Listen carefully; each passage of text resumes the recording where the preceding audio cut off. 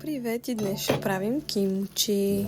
Взела съм сега едно китайско зеле, което ще го разделим на две след малко. И ще видите първият ми опит за кимчи. Надявам се да ви хареса. И това е голямото зеле, което ще мине после и измиване също, но първо трябва да се нарежи. Ето тук сега ви показвам как ще го нарежем на две по средата, без да махаме долната част, за да не се разпилеят листата, и след това вече по още две части си ги разрязваме, за да може да ги нарежем на по-манички еднакви части. Нали, всеки различно харесва, може да останат дълги листата, може нарязани, но в този случай реших да ги нарежа. И сега ги слагаме в един съд, в който много добре ще ги измия, но сега ще нарежа другата част, понеже забравих да я нарежа, като миналия път, на две части. И нея си я прибавям и мия после обилно цялото, защото видяхте по-рано, зелето си беше мръсничко.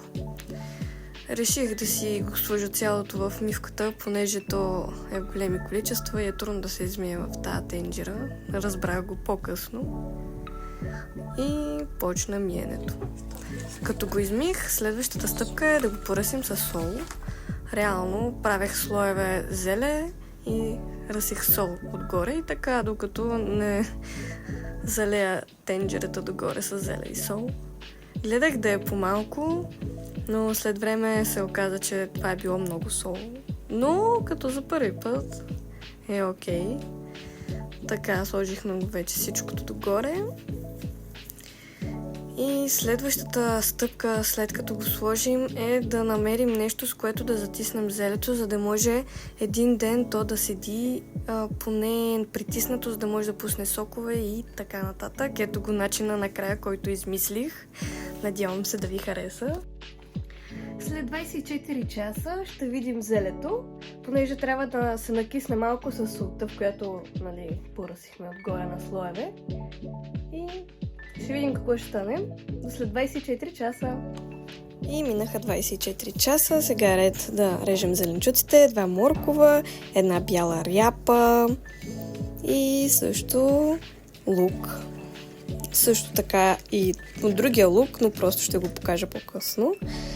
Режем всичките зеленчуци в едни, както се казват, продълговати квадратчета. Не знам точно как се казва този начин на рязане, но така нарязах моркова и също така и бялата ряпа.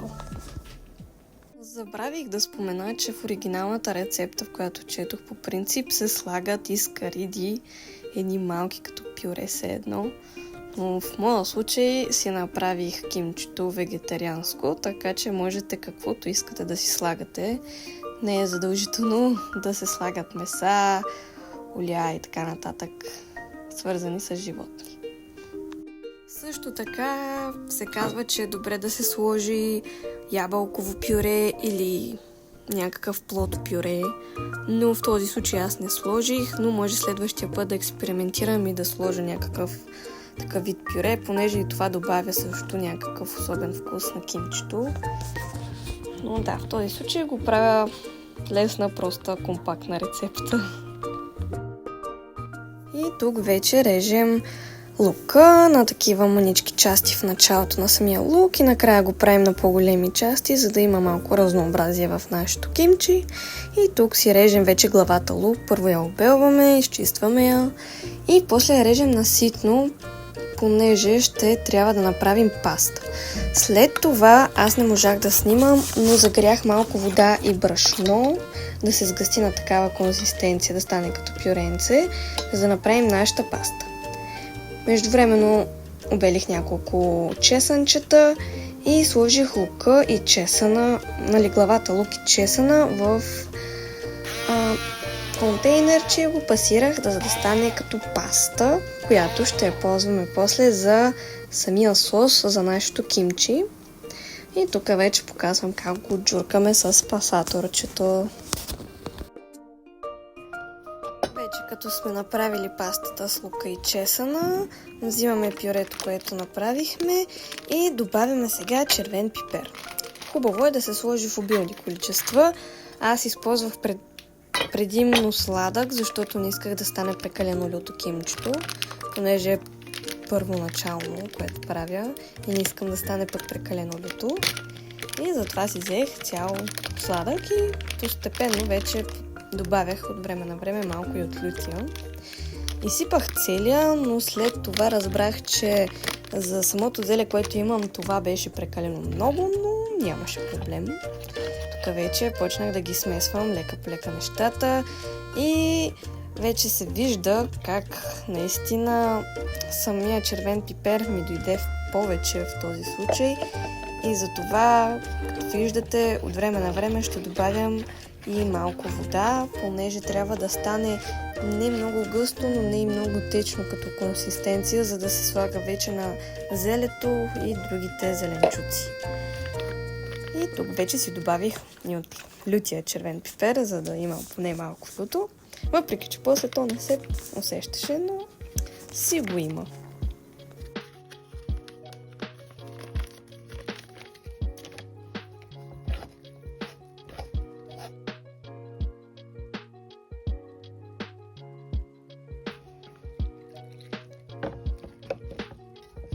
Хора, знам, че изглежда странно, но вярвайте в процеса. Ще се получи. Колкото по-зле изглежда, толкова повече водичка му слагат и то ще се оправи.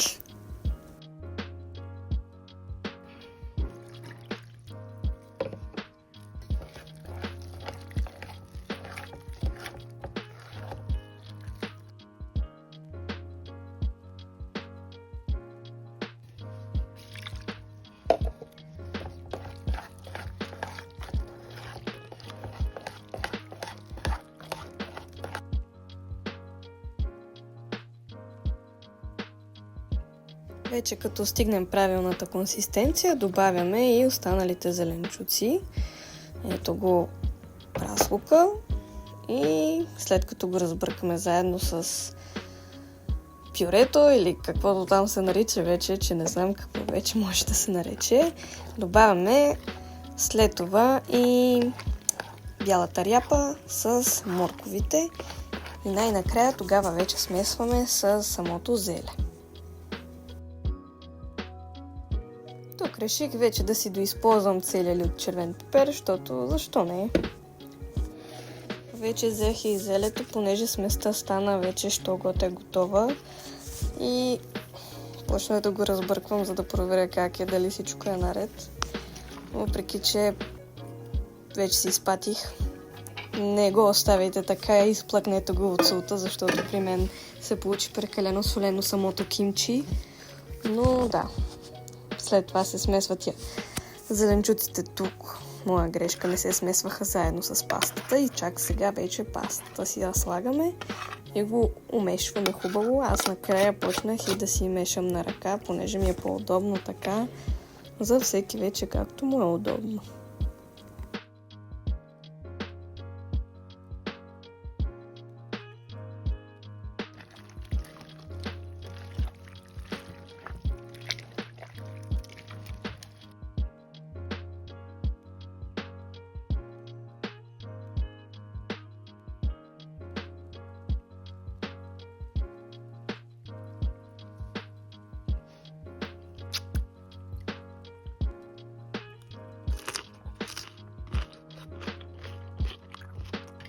След като го умесих вече хубаво, почнах да си ги подреждам в бурканчета. Разделих си ги на няколко малки в един голям, защото реших да дам и на роднини да пробват от моя експеримент, който се оказа малко по-солен отколкото трябва. Но успяхме да ги натикаме тези работи в бурканите и да го направим.